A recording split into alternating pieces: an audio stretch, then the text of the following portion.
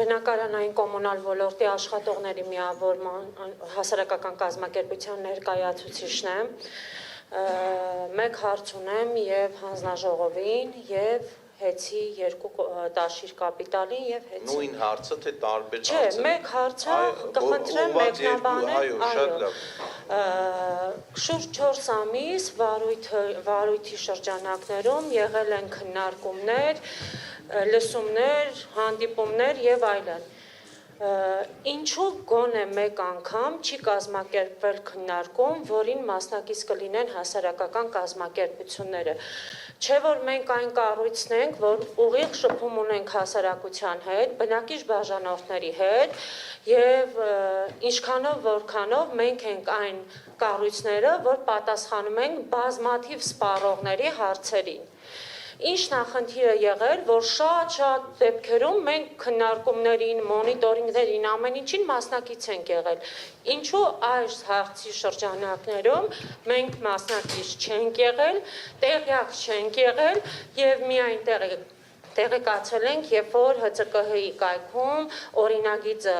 դրվել է,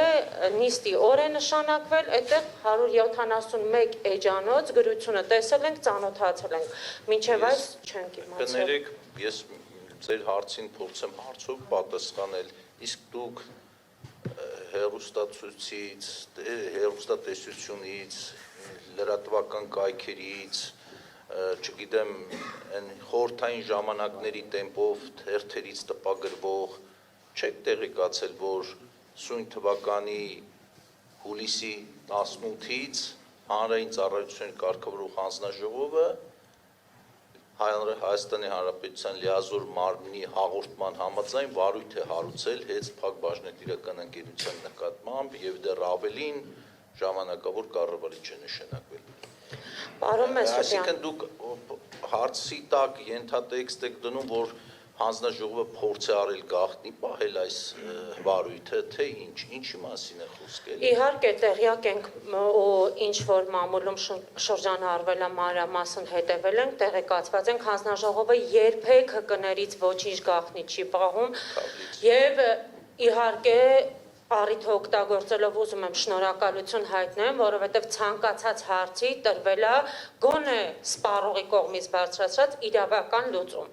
Այդ մասով խնդիր չկա, ուղղակի ուզում եմ իմանամ, ինչու չենք ներգրավել երբևիցե քննարկումներին, որ հարցին գոնե մի քիչ ավելի տեղյակ։ Հասկանալի է, պատասխանեք Տիկին Արինյան։ Ըստ էության բանավոր քննարկումներ որպես այդպիսին վարույթի մասնակիցների հետ բանավոր լսումներ տեղի չեն ունեցել եւ հետեւաբար չէր քննարկվել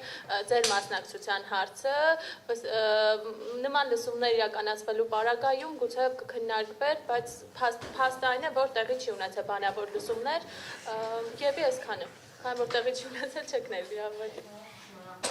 Ես էլ կարճ անդրադարձ կատարեմ, պարոն Մեսրոպյան,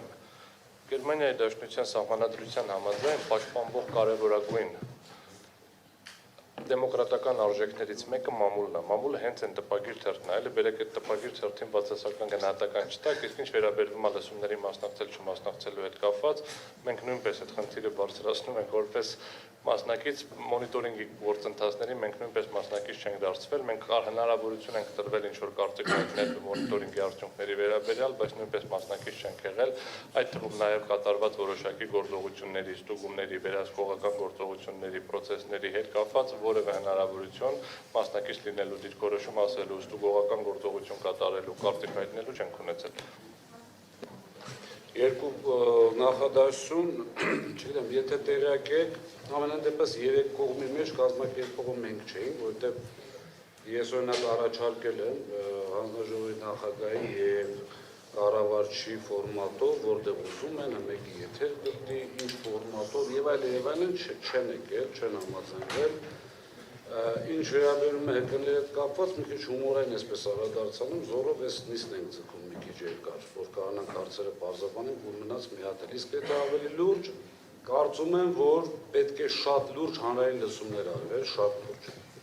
ՀԿ-ների դերը, չեմ ուզում այսպես ձեզ կռվեցնել ճակատների մեջ, բայց ՀԿ-ների դերը չափազանց փոքրացված է, որովհետև ինչ է ստացվում։ Հանձնաժողովը հեչ ՀԿ-ները բոլորը ոչ մի կապ չունեին սպառողների պաշտպանության եւ այլն, Պարասխային կառավարման նախարարությունը հանկարծակի տենց որոշեց, իմացավ, որ ինքը պետք է հաղորդում ներկայացնի շատ հապշտապ այդ օրենքներով եւ այլն, այսինքն կարծում եմ ձեր համար պարզ է ինչ է կատարվել։ Մեր կողմին կարծում եմ հարցը չի, որտեղ մենք չենք։ Շատ լավ, ես